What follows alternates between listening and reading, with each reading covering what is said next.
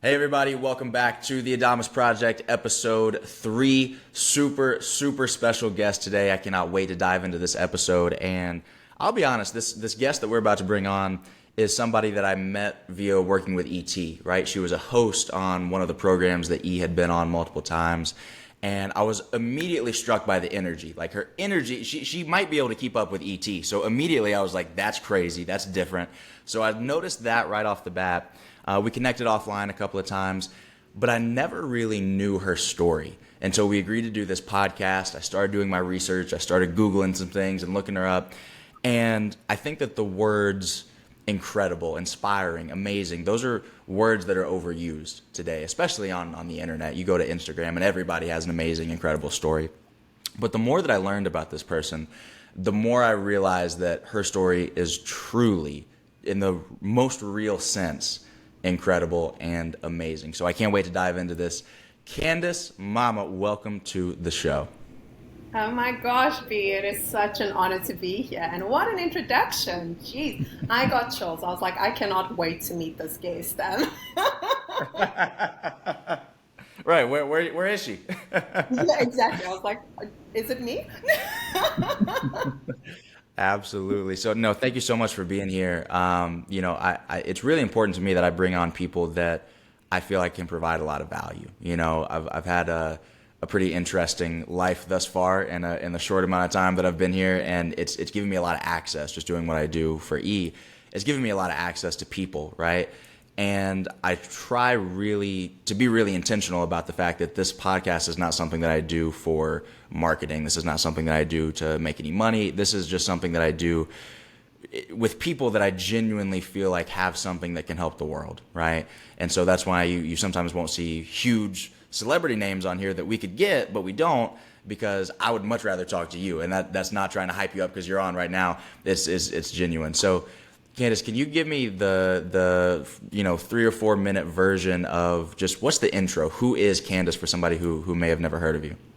Absolutely. And firstly, I want to say that I wanted to make time to speak to you because you are someone who's very inspiring. And when we connected, there was just an energy there that we continue to talk afterwards. So when I say it's an honor to be here, I really mean it. So who is Candice Mama? My goodness, I think I will start with a version of Candice Mama to the world.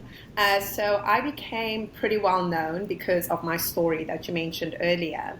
And a very quick elevator pitch of that story that we'll dive into is I come from a country called South Africa. And for those of you who know a little bit about South Africa, you know that we come from a deeply tumultuous past. We experienced a system called apartheid.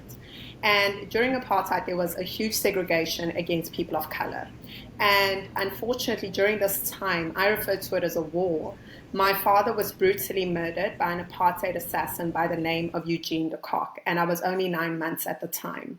When I was 25, I went to prison and I met with my father's killer, Eugene, and I forgave him and I advocated for his parole, which he received.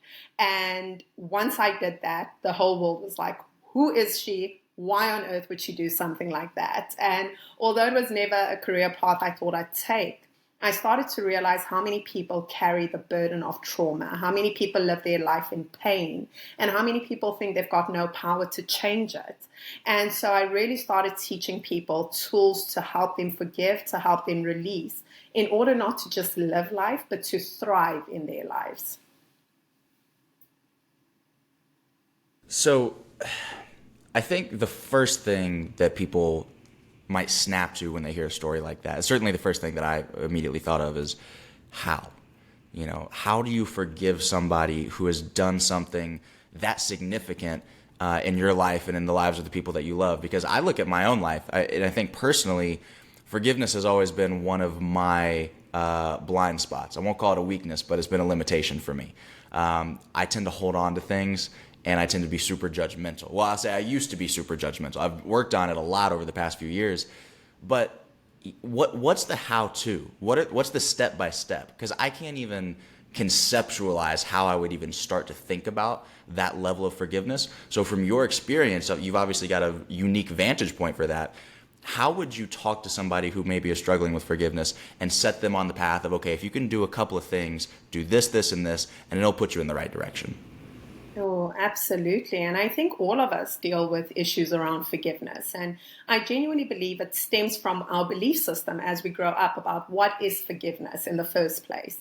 We hear so many things like forgive and forget, right? And to me, that is one of those statements that really puts us in a position whereby we feel as though if we are not forgetting the incident, then we've never truly forgiven. And to me, I always think, why would you want to forget something that has crafted the person you are? Because you forget the experience and you lose the lesson. And so first, it is really about understanding that forgiveness is about setting yourself free. Forgiveness has got nothing to do with the other individual. And that's the part most of us struggle with. We believe that when I forgive, I need to come up to Brandon and say, I forgive you for what you did to me.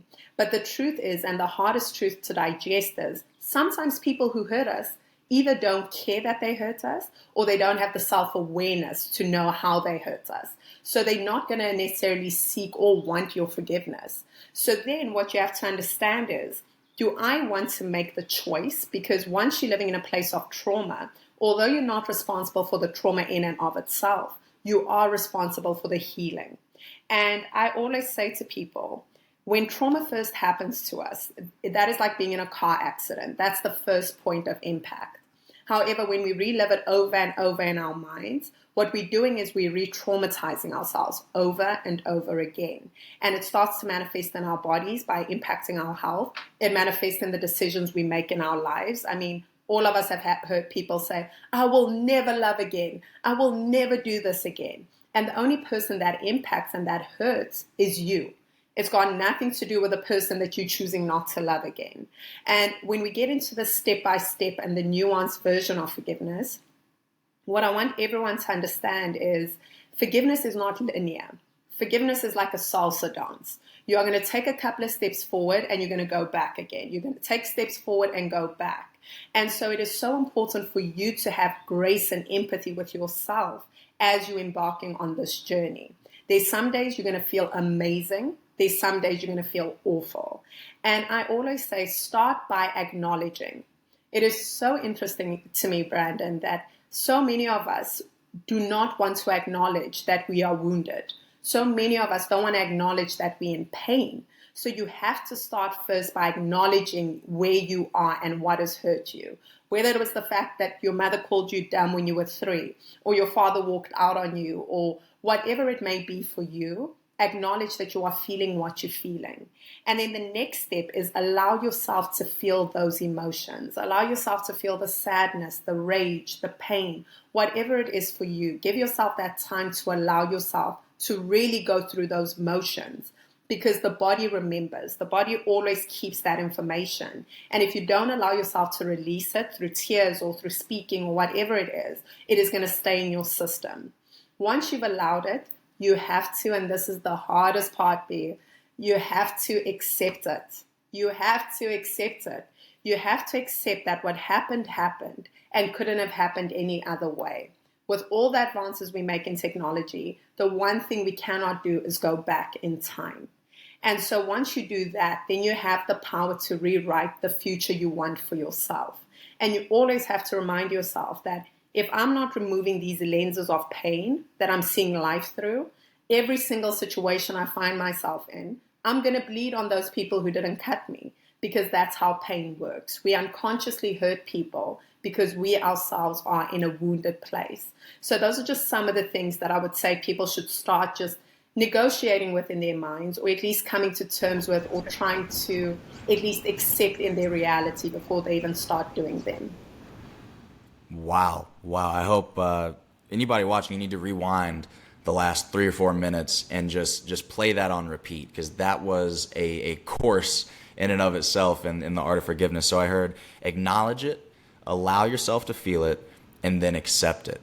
And one thing that I think that you said was so impactful was this concept of almost forgiving yourself during your journey of forgiveness, that it is going to be 2 steps forward, 1 step back, that you are going to have to not be so hard on yourself to just, boom, forgive, and then it's done, right? And I think that that's such a challenge in this day and age, because people see, influencers, people like yourself that are that have these big platforms and speak on these really important topics, And it's this catch-22, right? Because you always want to set a good example for people. But at the same time, sometimes people will see that and say, oh, I've got to jump from where I am today to that. And this is a journey that took you, I mean, what, decades to get to the person that you are now, to be able to not just conceptualize these things the way that you do and talk about them the way that you do, but actually live it and do the things that you do. So I think that's so important that you actually touched on that look, this is how you do it, but it doesn't happen overnight, and you need to be forgiving with yourself as you embark on that journey. Oh, I love that I you love that. covered So let me ask you this. Yeah, let me ask you this, because you brought up this concept of it's a choice, right? If you want to forgive, it is a choice, and it's your responsibility to, after whatever happened, it's your responsibility to move forward in a different and better way, right? What is it that makes people almost want to not forgive? Because that's something that I've felt before. Is I'm conscious that it's a choice. I'm conscious that I could choose to forgive somebody. I'm conscious enough to know that I don't have to feel the way that I feel, but I almost want to. Like, I want to be mad at you. I want to have that feeling, and I don't know why I want it. I don't know if it brings the control back, the power back. Why do some people want to not be in that space of forgiveness? And how can we flip the switch to say, okay, even if I kind of want to feel in this negative way, I know it's better for me to do it a little differently. Oh, and that is such a profound question because I've been studying this for a while now, and I've been trying to look at what lets people hold on, right? And there are two different reasons. Number one, I think it's important to understand that vengeance, doing right, is actually embedded in our DNA. And so that's why so many Hollywood movies, right? We support the person who goes out for vengeance. We love those movies where we see the hero of the story going out and seeking vengeance. And a part of us actually feels good when that person gets revenge or vengeance. So it is actually embedded within our DNA to feel as though when we've been wronged, we need to right the wrong that's been done to us. But I think for me, in my experience and in my work, the biggest thing has been the identity. So when you are holding on to trauma, it embeds and it informs a certain part of your identity in the world, right? You've experienced this trauma, you've experienced this pain, this person has done something to you. And a part of us doesn't know what our lives look like outside of that situation. Who am I if I have forgiven? Who am I on the other side of this? And people will say things like, my rage is what gives me the ambition. My rage is what, informs my decisions. It's why I fight in the ring. It's why I do what I do. And so many people are married to the identity they're currently moving through life with. And it's almost the devil I know is better than the devil I do not. And so they would rather stay in that cycle of perpetually reliving something, even though they know it's bad for them, even though they know it's not going to benefit them in the long run, because it feels comfortable. And I just want to, before I close this point, just to narrate on the word comfort. I know when people say comfortable, people are like, I'm not comfortable, I'm miserable, I'm sad, I'm angry. But comfort is really the baseline at which we are okay operating, because people can be comfortable in chaos, people can be comfortable in pain. And it is about getting out of that comfort and getting into the unknown and re-narrating and rewriting the new version of who you are. Man, I can see how, even in my own life, I can see how that like you said, it's comfort not because you're necessarily comfortable. It's comfort because you're used to it, right? And I've experienced the exact same thing in terms of, well, what if I lose that extra bite that I have because of things that have happened to me, right? What's it like on the other side of that? Like, I feel like you're a lot of people are like caught in limbo. They're trying to let go of that, and then they're trying to get to that higher level where they've let it go, but they still have their drive, they still have their ambition, they still have who they are, but they don't rely on this dark energy, this negativity to get them there. I think some people, like, they're trying to go from here to here. They're not all the way over here, but they're not necessarily where you are. What does that feel like? Like, what's the difference? Did you lose anything? Did you lose a part of you? Was it purely positive? What's that like? I think first it's important to understand that life, regardless of who you are, is going to be filled with darkness and light. There are going to be moments in your life where you're feeling just euphoric and like on top of the world. But during that phase, there are going to be things that happen that bring you back to earth and that ground you and that are harder emotions to deal with. And so when you get to the other side of that one particular trauma or pain point, you are going to be faced with more challenges. Life is going to keep lifing. It doesn't stop just because you forgave. It's like, okay, well, you did that. Well done. Now onto the other side and onto more challenges. I think what it has taught me, though, is that in our lives, the biggest concept, at least I try to impart, is whatever controls our emotions controls our lives. And so what I've learned through forgiveness is that there are less things that trigger me, and there are less moments where I will step out of character. So when you are operating from a place of pain or anger, you are very easy to manipulate as a human being. Because if I speak to your pain point and I do it in a way that I know is going to trigger you to behave in a certain way, your brain chemistry starts acting up, and I can start doing things that allows you to act in the way I want you to act, right? That's why there's so much outrage all the time. That's why on Twitter or you go onto any social media platform and people are very easily outraged and triggered. And so if you don't want to be controlled by anything or anyone else, you have to have the capacity to control your own emotional well-being. So what I've taken the most out of this whole journey is really the ability to control my emotional impulses, how I react, and I don't step out of character. So it has given me more control over my emotional well-being than being on the other side has. What is that character for Candice? Just out of curiosity. Like, do you have it defined of who is Candice supposed to be? It's always changing, but I think there are core values I live according to. I always want to live in alignment with who I am. I want to always be authentic to my own truth. Like we were joking just before this, that if I say something, I want to be able to stand by it. I want to be someone that has a strong moral, integrity that people can trust in. And I want to be someone who authentically lives my truth in every in every aspect. I never want you to meet me and be like, oof, she's so different on social media than she is in person. I want to be an aligned human being. So those are some things that inform how I move through life. But my character is always growing, changing, and evolving the older I get. No, I love that. I love that. Since you brought up social media, one thing that I love about your social media is you've got a lot of like really impactful, deep content. And then like once a week, you just post a video of you dancing in your living room. Like for no reason at all. It's just boom, here it is. And I love that side of it. Is that like part of the strategy? Did you sit there and be, okay, I got to do, my social media this way so I can connect with people? Or is that genuinely 100% Candice? It is genuinely 100% me. And I have to tell you where it actually started for me. So I was 25 when my whole life became about forgiveness and all this heavy conversation that I was always a part of. And I remember one day I went to a church. And in this church, they asked me to share my testimony of forgiving, And so I did it. But then I was leaving a little earlier and a woman came up to me and she had a baby. And no joke, she gives me her baby and I'm confused. I'm like, do you want me to hold her? Do you need to go somewhere? What's going on with the baby? And she's like, please kiss my baby. And I'm thinking, oh my good, okay. So I kiss the baby. And I give her back her baby. I'm like, okay. And she said to me, oh my goodness, you are a saint incarnate, and I want my baby to have those qualities. And Brandon, when I say I was petrified, I was like, what has my life become? I'm like, I'm kissing babies outside of churches? Like, who is this? And to me, I then went out and I started doing a radio show locally. And I started really speaking more about myself, because the one thing I really wanted to show people was, hey, I'm still just a girl. I'm still 25. I have got no special powers.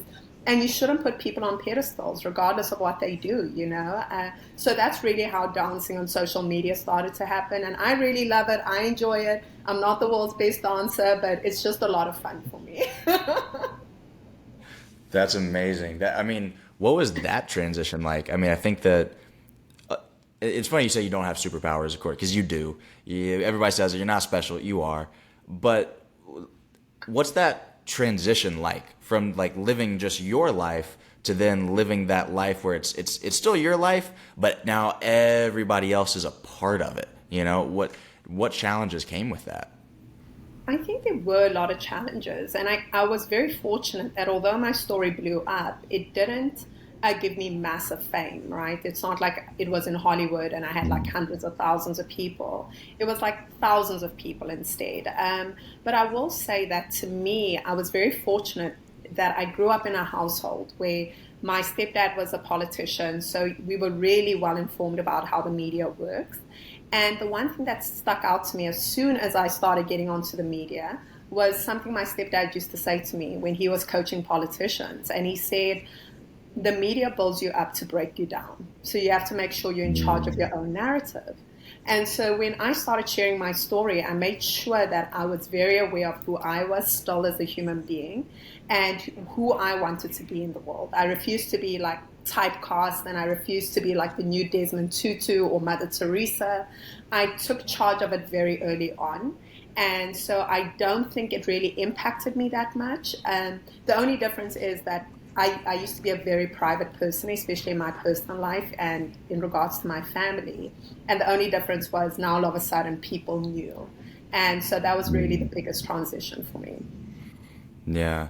How do you build this personal responsibility? Because a common thread in what I hear you saying a lot is even with the forgiveness, it's a choice, right? I had to make the decision to do it. It was my responsibility to move forward in a different way.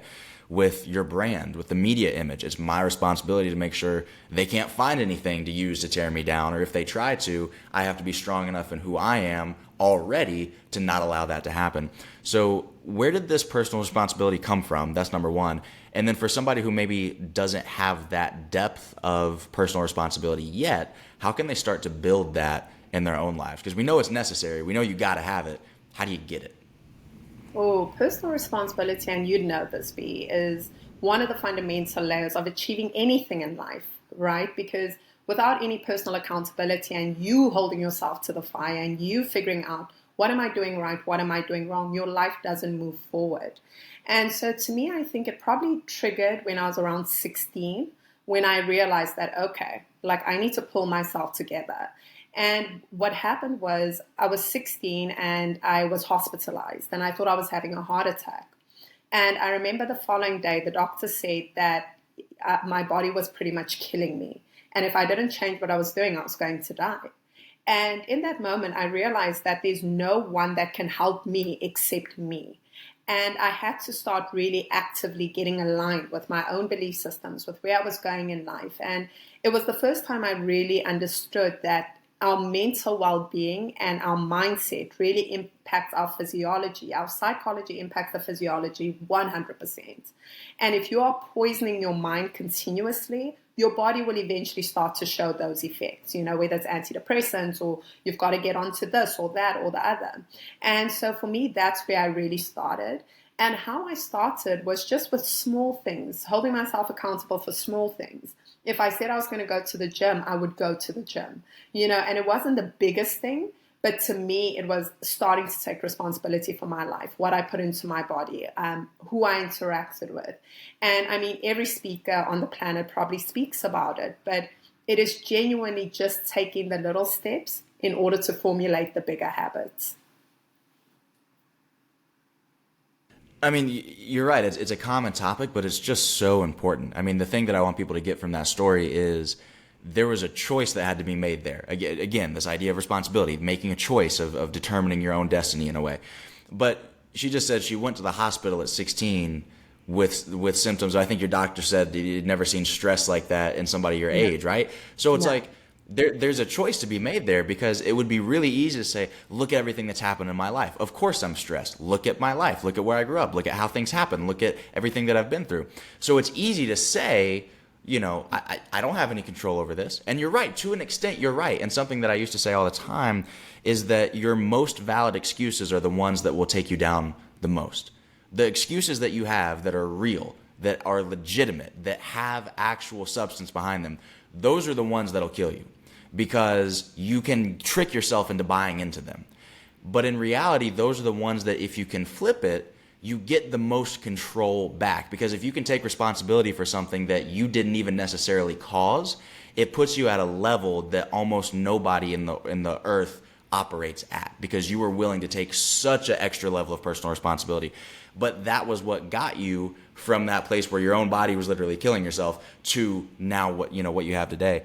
And the other thing too is the thing that was the worst thing that happened in your life, presumably, became the thing that once you took control over that one thing, that became what led to all the success that you've had now, right? And I think so many people, maybe you can speak to that for a second too. I mean, what do you say to those people who they're going through a situation and on whatever magnitude it is, another thing that I say is it doesn't matter what your thing is, it's your thing, right? So maybe somebody listens to your story and they say, oh, well, nothing's ever happened to me that's that tragic, but something's happened to you and you're dealing with something, and whatever your worst thing is your worst thing, right?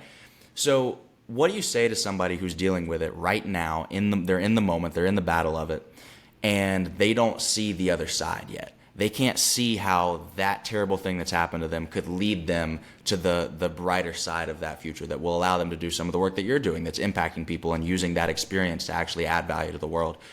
How do they get through it?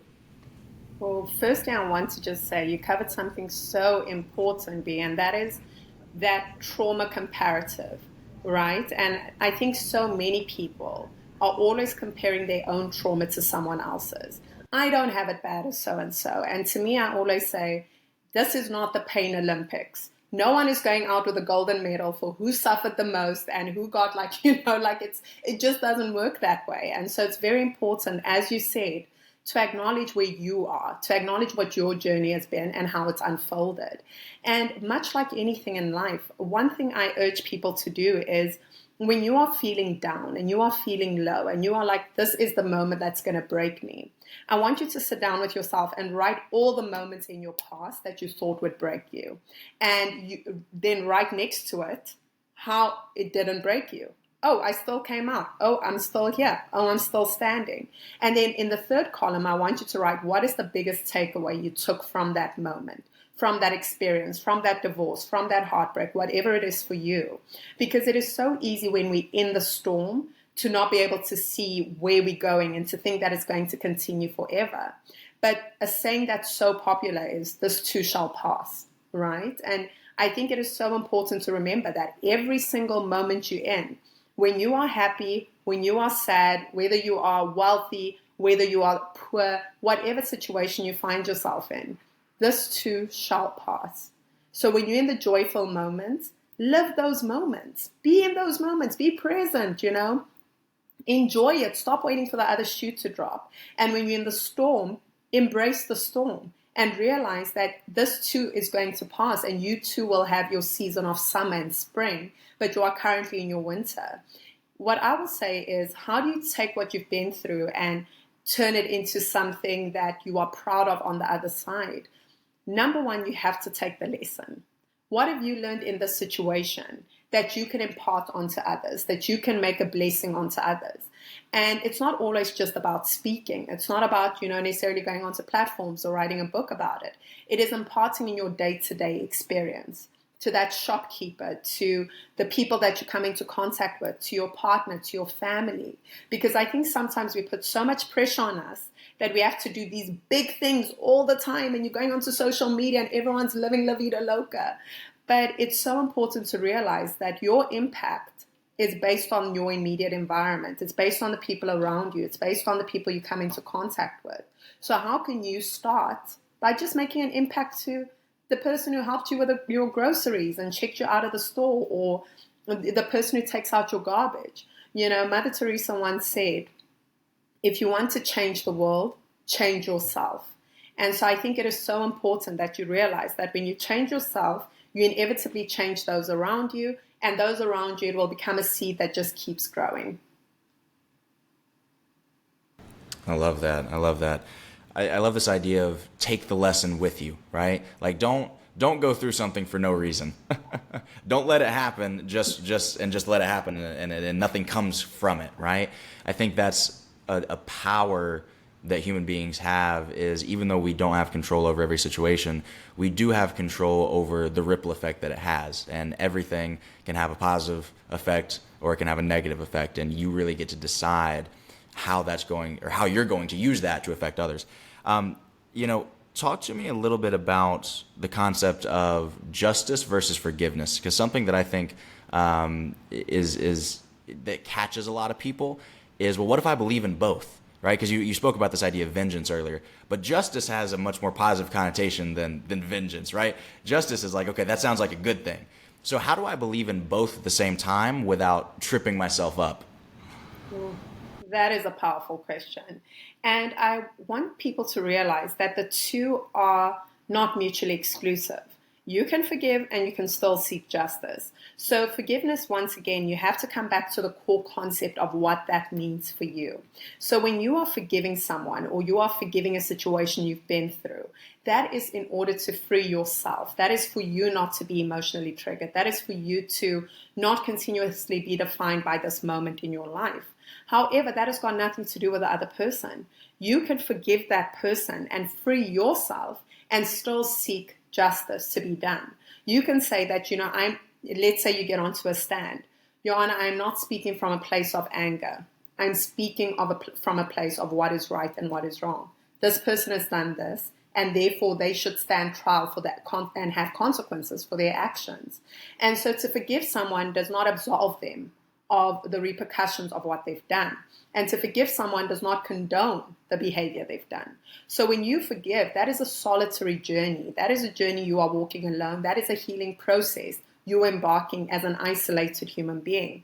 When you choose to reconcile with the other person, when you go to the person who's hurt you and you're saying, I want to reconcile, I'm extending the branch of forgiveness to you, that is a completely different step. That is a step you can choose to take or leave. And that is also a step that can be done during the Justice Reform Program, or it can be done, through that process while what they deserve is taking place. But it does not necessarily have to be done. So the two are not mutually exclusive. Forgiving does not absolve. So that is my interpretation of it. Wow, no, that's really good, because I think that's a piece of it that people get so stuck on, right? Because they have these two conflicting values in their head, but to understand it that way, that you can actually have both and they not necessarily conflict with each other, that's a phenomenal concept. So let me switch gears a little bit here, and let's talk about what you're doing now, right? So that was your story.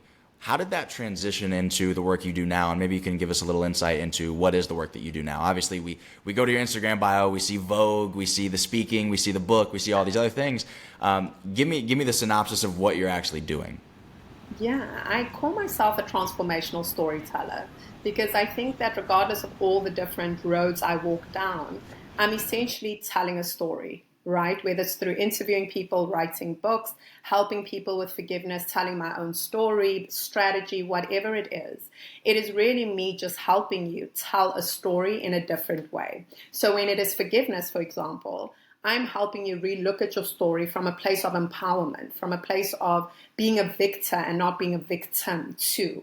And when it is, with your business or with your strategy, I'm really showing you a different concept as to how you can approach your audience in order for them to resonate with you in a deeper way and not in a superficial way. So really what I do, is just, I love storytelling. I love interviewing people. I love moments like this where I get to connect with people. I love helping.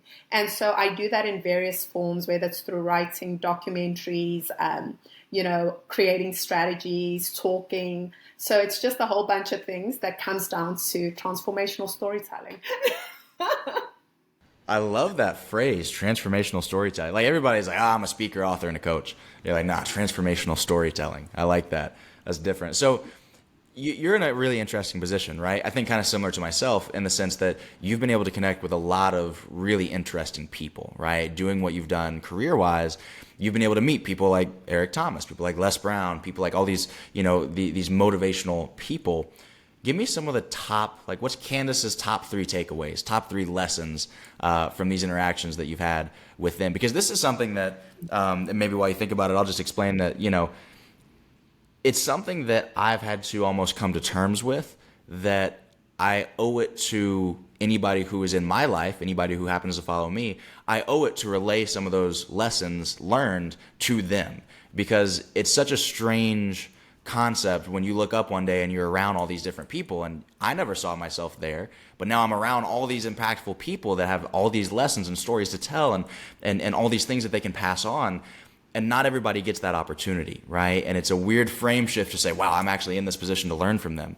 So what are some of the things that you would want to take from them and just pass on to everybody else? Oh, that's so good, B. And I think we do find ourselves in a unique position, right? That we have access to these brilliant minds that are motivating and teaching the world, and we have direct access to that knowledge. I think for me, though, the biggest things I've actually learned from interacting with so many of the world's greatest and best is it's so much more about how the person makes you feel as opposed to what they're about to teach you. And so from my favorite speakers that I've interacted with, connected with, or people that I've interviewed around the world, I think it is always the people who have been the most compassionate and that actually have a strong need to be of service, regardless of who you are. So it's not about the fact that, I'm speaking to you as Brandon. Even if you were like Stuart from across the road, I would still treat you with respect. And so to me, the best speakers and the people I've come into contact with, it's how they treat other people. It's how they treat the people in the room that are so-called just bringing the coffee or whatever the case is. That is the biggest takeaway that I would say has genuinely shifted my perspective on how powerful that is. Because when someone like Eric Thomas enters a room, right, they've built such an incredible reputation for themselves. And for them to be kind to the person at the coffee station, that is a monumental moment for that person. They will forever remember the moment that Eric Thomas came up to them, had a cup of coffee, and was a good person. So the biggest takeaway is definitely how do you treat people. The second biggest thing would probably be something I learned from Deepak Chopra when I interviewed him. And he was saying that, regardless of all the work he's created in the world, the biggest thing he wants people to take away is to understand that we are all infinite intelligence and we have infinite possibilities ahead of us. And he was just speaking about how it's not about if you can do something. It's about unlocking that within yourself to know you can do it. And I think that's what holds so many people back, right? It's not our ability or inability. It is more so, are you willing to engage? Are you willing to tap into yourself to get out the resource that is required for the dream you have? And of course, I love E.T., so I don't want to be too stereotypical here. But I think for me with E.T., it's definitely about the energy. He's got so much incredible energy, but unlike a lot of rehearsed speakers, E.T. and Les Brown have something so similar that I admire. They share stories from the heart. They're not rehearsed speakers. They're not giving you a open can, response to life. They're giving you, hey, this is my true story, and this is where everyone listening can relate to this. We all have our own authentic story. It is not about the story in and of itself. It's about how you choose to share that story. So are you sharing your story from a place of victimhood and saying to yourself, oh my gosh, B, like you won't believe it. Like, my dad died and then my mama did this and then I was homeless and then this happened. Or are you sharing it from a point of view saying, hey, yeah, my dad passed away and I'm, so grateful for the time I spent with him. And I feel so much stronger that I could overcome that. And so for me, those two storytellers are the best kind of motivation because they're not giving you a step 1, step 2, step 3, step 4 to fix your life. What they're saying is, I'm going to give you a story.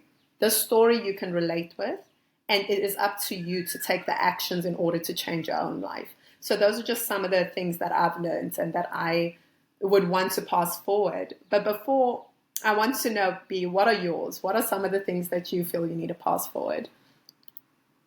Oh, that's a phenomenal question. I would say the power of relationships for sure has got to be at the top of the list. Just being with ET, because I tend to be a lot more introverted. I tend to be a lot more structured.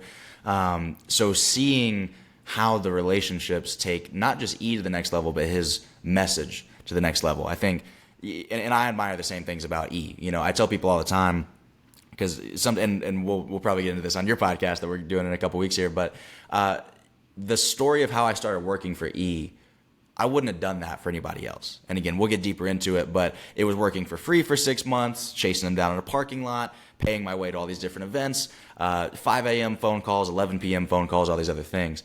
And those aren't things that I would do for many other people. And what people don't understand is that E.T. is not just a speaker. He is somebody who, like you mentioned, he speaks from the heart. Those are two different things. I've met a lot of people in the industry now. And industry speakers are different from who E is as a man, as a person, as a human being. And I think that when you are able to create relationships with people and convey that quality within you, that you're genuinely here just to help people, it just takes everything to another level. Your message is elevated. You get on bigger stages, bigger platforms. People respond to you differently. People are willing to help you out differently.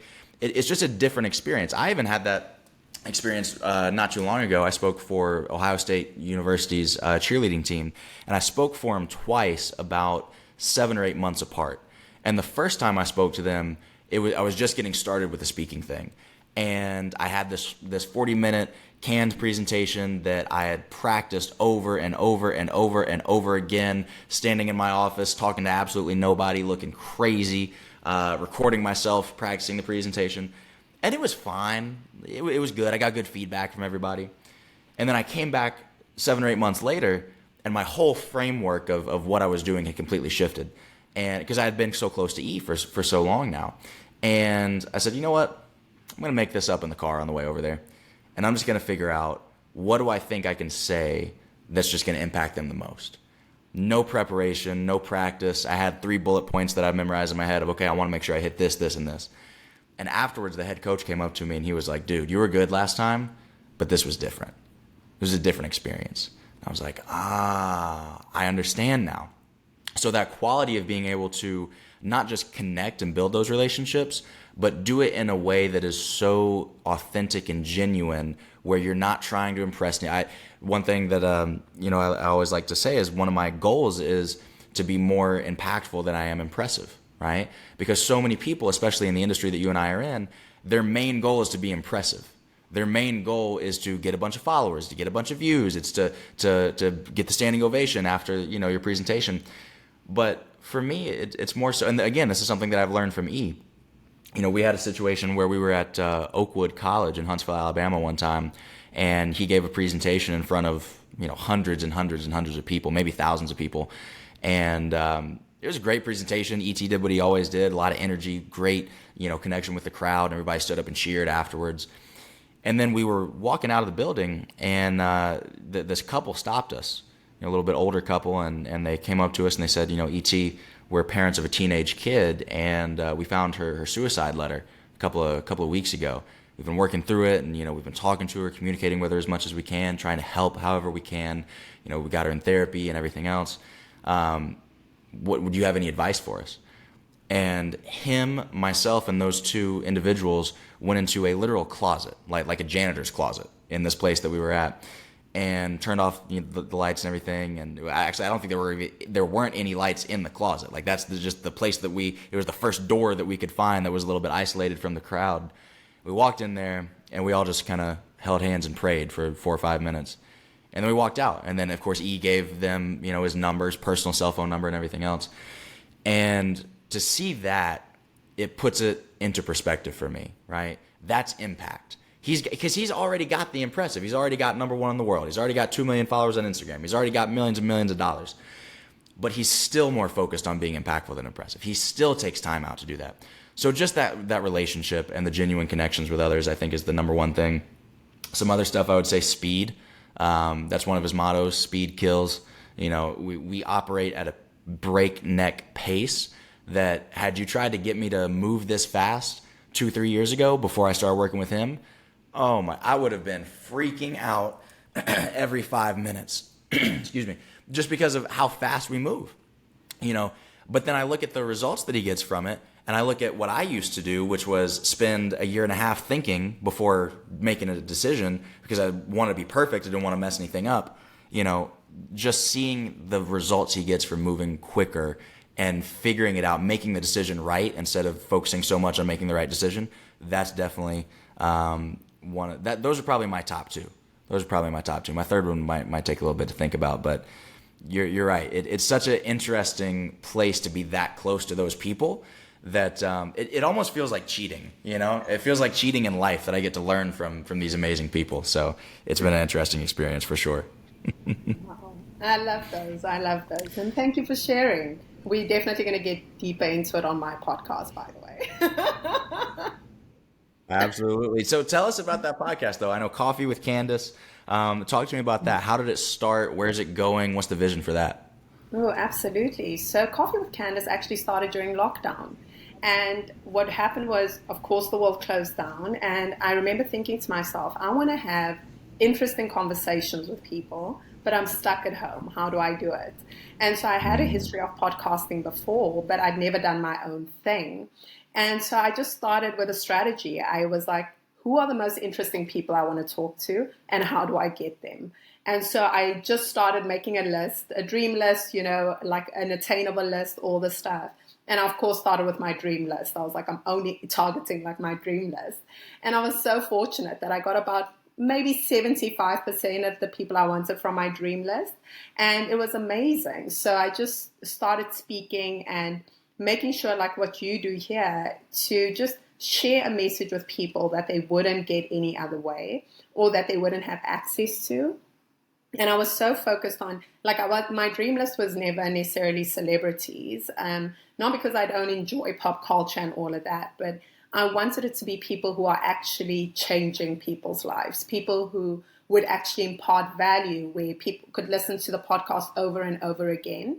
And so that's really the inception of Coffee with Candice. And where's it going? For me, I really want to have my own show in terms of a public opinion show. And the only reason I haven't done it as yet is because I haven't found a network that I feel aligned with, that I feel like, okay, I can give the factual opinions that I want without being suppressed within it. So as soon as I find the perfect partner in media, I'm in there. Well, or build your own. I think Oh, I could see yeah, that. I could see exactly, Candace's exactly. right Coffee with Candace TV.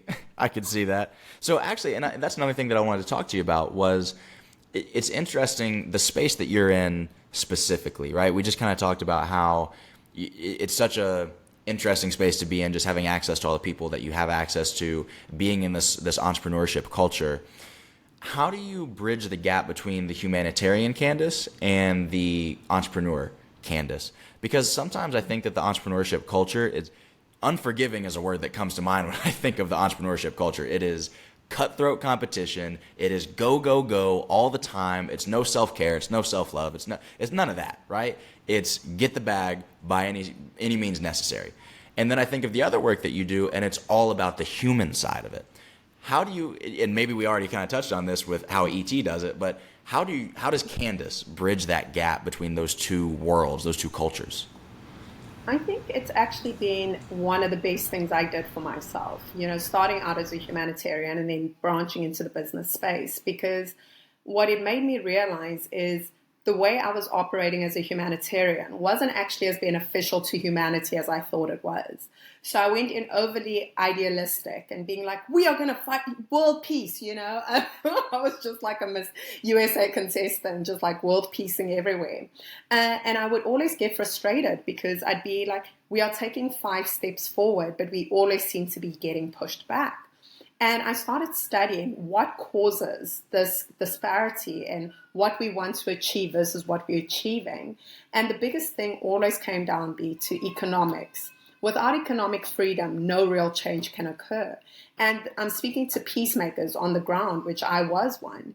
And you realize that because the humanitarian field is a very underfunded field, and it is always looking at the outside world for donations. And so it really helped transform how I entered business, because I do enter business with human focus, like person first still. But it also changed the way I enter my humanitarian work now, because the model at which we were operating wasn't working. And now I look at it as, how do we create a financial base that allows this to be a self-funding model, and that we're not coming back, treating the same people, working with the same people in these situations, that they are migrating out of the system, because that's essentially what effective humanitarian work is, getting people to a place of being able to sustain themselves.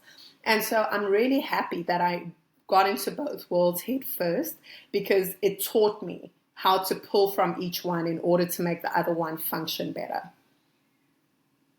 No, that's so important. I think so many people get stuck when they have dreams of wanting to help people, but then they also have dreams of wanting to be successful, make a lot of money, like have a certain lifestyle.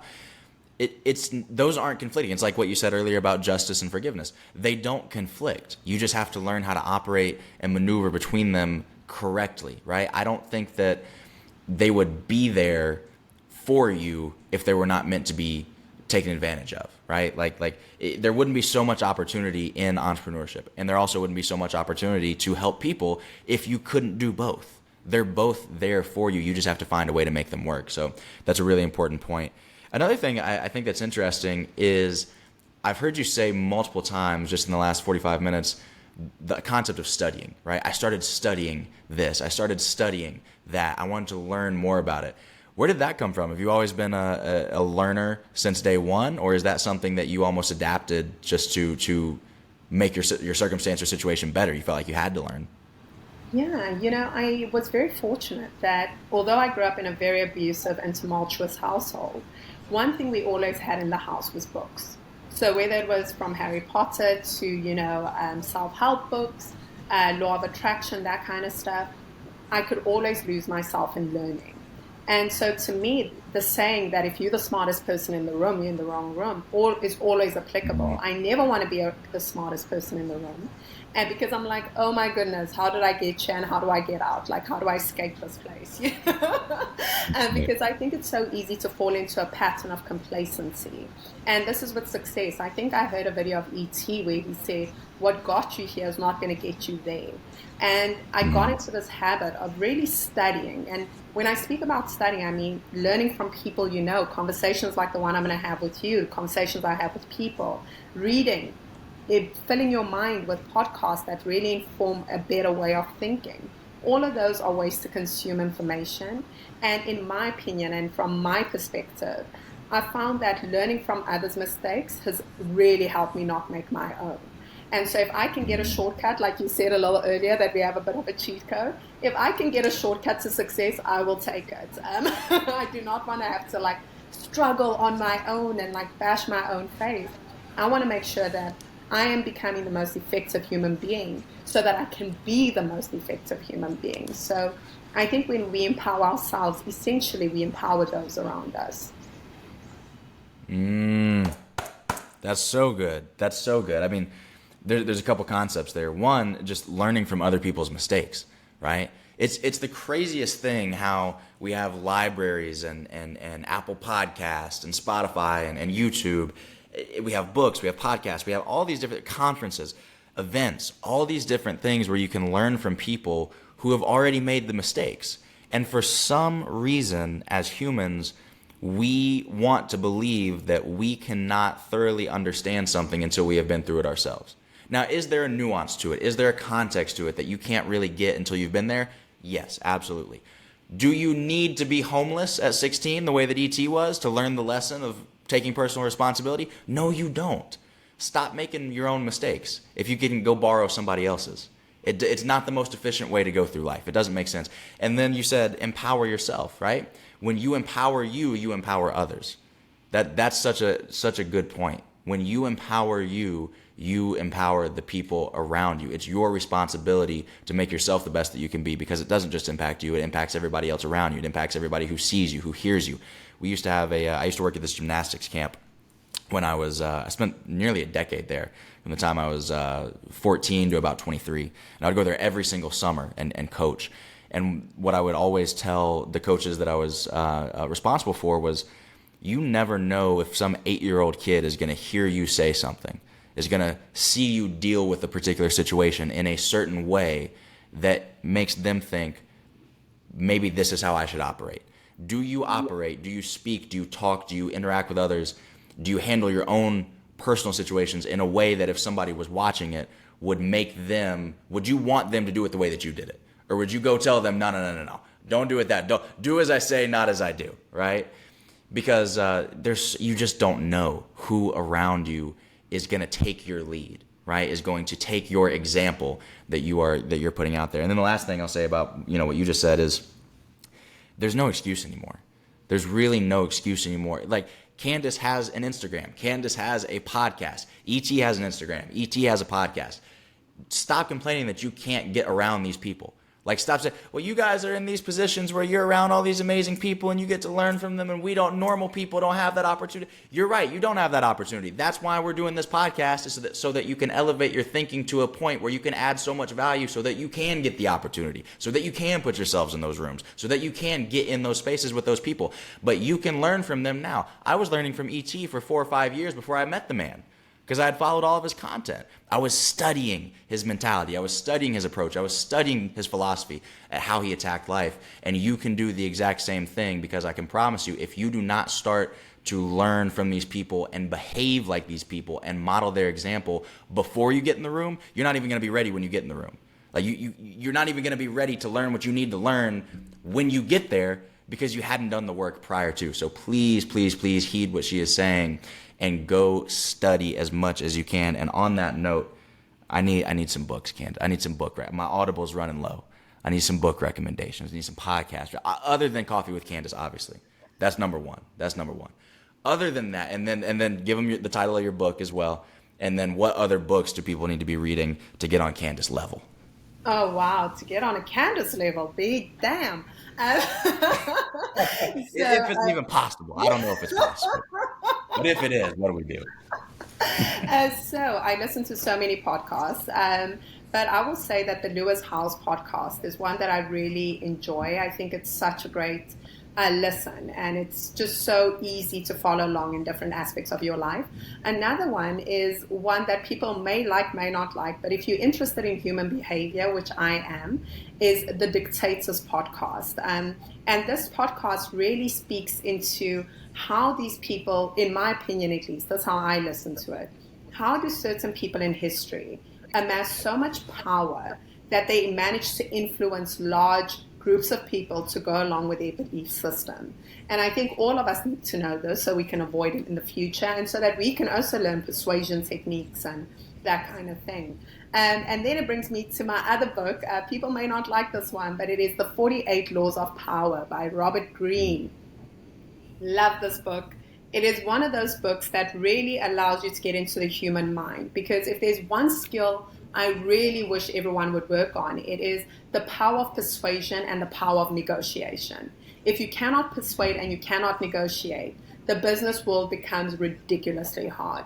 And so if you can teach yourself how other people think, and you can allow yourself to be persuasive, whether it's persuading the lady at the airport to upgrade you to a business class ticket and you were in economy, or upgrading your coffee. Start small, but start building it up, because as you said, B, when you get into these big rooms, these influential people meet a lot of human beings, and you need to be able to persuade very quickly, which brings me to my last recommendation, which is how to win friends and influence people. I think that is one of the baselines. Obviously, we're not speaking about like Think and Grow Rich, which are all important, but how to win friends and influence people will change your life.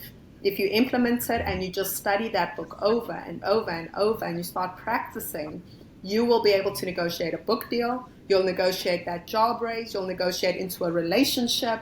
You'll negotiate with your kids to go to college. Like, there's no limit to how you can persuade people if you understand why people do what they do.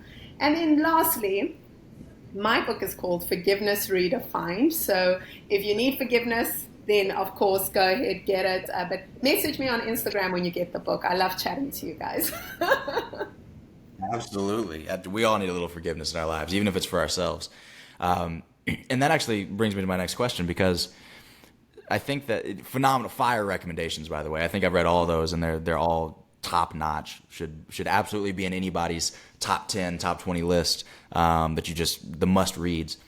I think a lot of people, when you talk about negotiating, when you talk about advocating for yourself, a big part of that is building up your own self-worth, right? A big part of that is feeling like you're worth it. A big part of that is feeling like I deserve, I'm worthy of negotiating a book deal. I'm worthy of negotiating a speaker's fee. I'm worthy of starting my own business. I'm worthy of these things. And I think a lot of people, they read the books and they don't apply the concepts because they don't have that foundation yet of I should be applying these because I should be getting the results that come from applying these. So coming from your perspective, somebody who's been through so much, how do you build yourself up to that point, right? How do you go from a kid who's probably pretty scared or intimidated of the world? I don't want to put words in your mouth, but I would have to imagine after some of those experiences, how do you go from that to building yourself up into somebody who says, I can, I can and I will and I must? How do you do that? Oh, and this one is not really a one size fits all, B, but I will say that it is so important that you are proud of the person you see in the mirror. And that it takes a lot of components. For me, the biggest reason I'm so dedicated to always making sure that my mind is sharp is because I value that about myself. I value my intellect. I value how I communicate an idea. So if you want your intellect to be sharp, you've got to invest in that. You've got to invest in your body. If you want to, be in good physical condition and you want to make an impression that, from that standpoint, you have to be willing to do the hard things now in order to reap the rewards later. And although self-worth is not fully based on what we do, it's based on who we are. These things from the outside help build that. So when you make yourself promises and you keep them, that it forms a better and stronger relationship with yourself. When you do things for yourself that are in your better interest, it helps you value and appreciate yourself. Because the problem is we're living in a society where we ask more of others than what we're willing to give to ourselves, right? We like, you need to love me as I am. Do you love you as you are? You need to give me this. But it's like, are you giving yourself that? And so it's so important. And I know we're living in a very woke society that's like, even if you're overweight and you're doing this and you're doing nothing, it's okay. But the truth is, science has shown that, firstly, not only is it not good for your health, it's not good for your mental well-being. And so it is so important that you focus on the things in your life that you prioritize. If it's being a good friend, then show up and be a good friend. If it is being a good family member, if it is being empathetic, if it's being kind, if it's being intellectual, invest in those things in yourself because those external things are going to help you create that momentum for your self-worth. Because the one thing that I had to learn about self-confidence is, there's certain things that, everyone's insecure about. So if someone comes to me and says, you're stupid, I'm not triggered, nor am I offended. Do you know why? Because I'm like, well, my track record, my career would prove otherwise, so I'm not really offended by this. But if someone hits you in a soft spot that let's say if you're a little overweight and someone says you're fat, the reason that hurts you is because you could do something about it, but you're choosing not to. So take control of the things in your life you can control. Start doing it. Start acting in your best interest. And that will subsequently help you with your self-worth and as you move through life. Wow, that's so important. And there's so many lessons that I think are tied into that. You really do owe you. Funny, I got the book right here, of course. Little plug for ET, but right, you really do owe it to yourself, and like we mentioned about earlier, you owe it to the people around you to be the best that you can be. I think just as a spiritual being, you shouldn't be content just being here. You've been given a gift of life. You've been given the gift to use your own gifts. A good friend of mine, Roy Vaden, says you should. I hope I don't mess up his quote. You should use your gifts, exploit your gifts in the service of others. That's what it is. Exploit your gifts in the service of others. You've been given life. You've been given a gift. You've been given the ability to speak. You've been given the ability to impact people, whatever it is that you do, right? And it doesn't have to look the same as the way that Candice does. That doesn't have to look the way that I do it, the way that ET does it, the way that anybody does it. But you've got something that you can give to the world. And if you are not at your best, then you are robbing other people of what you could give to them. And I just don't. I don't think that's a fair exchange. I don't think that's a fair exchange that you've been given this infinitely valuable gift of life and who you are, and then you rob other people of it. It doesn't really compute for me. So you owe it to yourself to be the best that you can be. And then it's interesting that you said those external things can really help the internal, because I think Like you said it, we're in such a woke culture where it's almost like bad to be seen as, oh, you work out every day? Why? Who are you trying to impress? What are you trying? Oh, you're gonna eat a salad? Why? What's your problem? You stuck up, right? Like you just care about surface level stuff. You superficial. It's like, no, dude, I just want to be the best that I can be, and I don't want to be walking around at 250 pounds. Like, I don't want to do that. I don't want to be that. That's not who I am. And it's not who I am because it's not who I'm capable of being. And if it's not who I'm capable of being, then I'm not interested in it. If it's lower, if it's less than what I'm capable of, what my potential is, I don't want any part of that. So it's not a bad thing to start down that path. Now, yes, it is the internal that will get you to that place of self-worth. It is the internal, but you can start with the external. Right? No matter what that is. If it's wake up at a certain time every day, if it's go to the gym every day or 3 days a week, whatever you decide that it is, you start with the external and then your mind starts to say, oh, this guy's serious. This guy's serious about becoming a better version, right? And then your identity will start to transform as you go. And so, and this is something that I think I've experienced firsthand because, especially with fitness, right? I was an athlete for, 16 years? I try and claim that I still am. I don't know, that might be debatable, but I try and claim that I still am. And like, I don't miss workouts. Like, it just doesn't, it's not a thing that I do. It doesn't happen. I don't care what's going on. It doesn't happen because it's an identity that I've built. That's what I resonate with. That is who I am. So it's a non-negotiable, right? But that is something that's only built up over time. And now, because I went through the motions so many times, I respect that about myself, that, okay, I am dedicated. Okay, I am committed. I am hardworking. But it started with just showing up to the gym every day, right? So you don't have to try and build yourself into this incredible person from the inside out necessarily, even though that's what's going to happen if you stick with it long enough. You just have to start with the simple things day by day. So I love that you pointed that out. And the last thing I'll say on that is just take the first step, right? Just take the first step. You're not, and we talked about this earlier, you're not going to be Candice overnight. You're not going to be ET overnight. You're not going to be any of these other people overnight. But you can be a 1% better version of you overnight. And then the next night, you can be another 1% better version of you. And then over a year, 5 years, 10 years, 20, 30, 40 years, you can look back and say, wow, I've really become somebody that I'm proud of. Now, Candice, last question for you. I don't want to keep you too long. 16-year-old Candice, what do you say to her? Right? Given everything that you've learned, everything that you know now, everything that version of you had been through, what do you say to her, and what do you say to the millions of other 16-year-old Candices that are out there right now that might need a little words of wisdom from their future self? Oh, that is a tough one. I think I would definitely say what I said a little earlier, which is this too shall pass, and I think it is so important to remember, especially, you're hormonal, you're so young, and I think this applies to all of us, regardless of the situation we're in, is although you hold on to that vision, which I was very fortunate to have, and I think everyone should have a vision, pulling them forward, pulling them towards something, envisioning a day that's better than the one you're in. And I will say that just hold on. Just remember that this is going to pass. This is just the season. This is just the moment. And regardless of where people find themselves in their journeys and on their path, it is so important that, number one, cultivate a vision that is more powerful than your current situation. So whether that is, when I get out of here, this is where I'm going. When I'm in this space, this is how I'm going to feel. Because although you're using your imagination, it is so incredible when you open up, I'm religious, when you open up your soul to God, He will populate it with where you're going. And if you just trust in that vision, you will get there.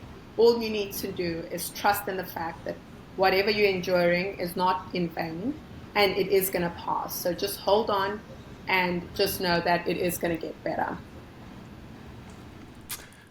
I wanted to shut up. I didn't want to keep talking, but that's so important. So here's why that's important, right? It's not your business how you get there. And I made this mistake for years. It is not your business how you get there, because now you start talking God talk, so we're going to go there.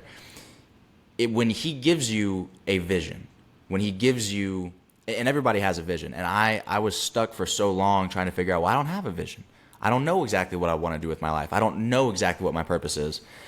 And then I started realizing, well, and shout out to Ed Milet for this. He was the one that I heard say it. He said, well, even if it's not super specific, you have a vision. It's like, would you rather be poor or rich?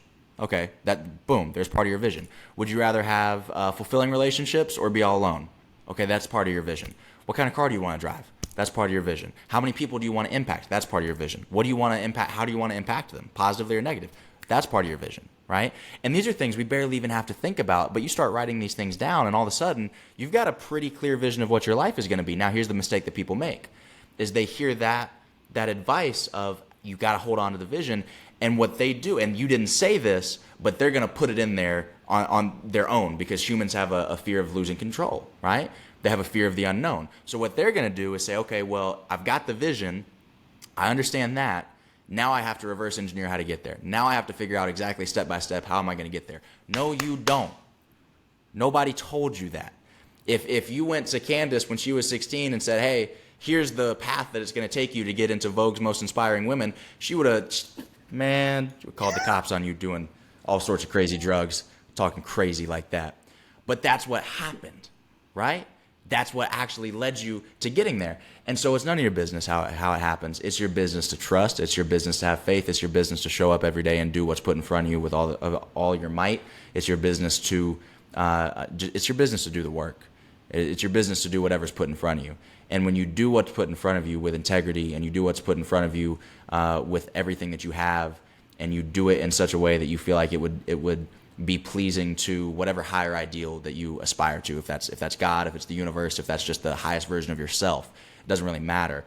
If you do it in a way that you think would make that, whatever that is, proud, you're going to be all right. And then you just keep your head down long enough, and by the time you can pick it up again, you're going to be in a little bit different place. So anyway, Candice, thank you so much. This has been amazing, inspiring, incredible. All those words that I said were overused, it's all of them. It's been all of them. Real quick, where can people find you? Firstly, B, I just want to say thank you. Thank you for having me on this platform, and thank you for having a conversation that really made me think and really made me jump into it. You're a brilliant interviewer. So where can people find me? Candice Mama, Candice, Mama, Mama on Instagram, Twitter, Facebook, website, all of the above. And yes, Mama is really my surname. It's one I was given at birth, so... I'm not going to lie. I looked it up earlier. I was like, okay, every website, every video, everywhere I can find, it says the same thing. So I guess that must be a real name. I was like, but I was suspicious at first. I'm not going to lie. Man, Candice, thank you so much. Look, if you're watching this, as always, I implore you, go follow Candice. Go follow everything she's doing. Go buy the book. Watch all the podcasts. This is information that you need, right? I told you at the very beginning, I don't bring people on here for the sticker shock. I don't bring people on here that have big names that are, going to get a lot of viewers. I bring people on here that I feel like will help you, right? That is why I think that's why both of us do this, So take the information, do something with it. Don't sit here and watch the podcast and say, wow, that was a lot of amazing information, and then not go forgive anybody, and then still live the same life that you've been living, and then not have a vision, not build yourself up. All the things that we talked about, take one step today, no matter what it is. Take one step. Matter of fact, I'm going to blow your inbox up. Take one step and then DM Candice on Instagram and tell her exactly what you did. Let her know how she's helping you. All right? Take action on this. Keep being great. Till next time, we'll see you on the next episode.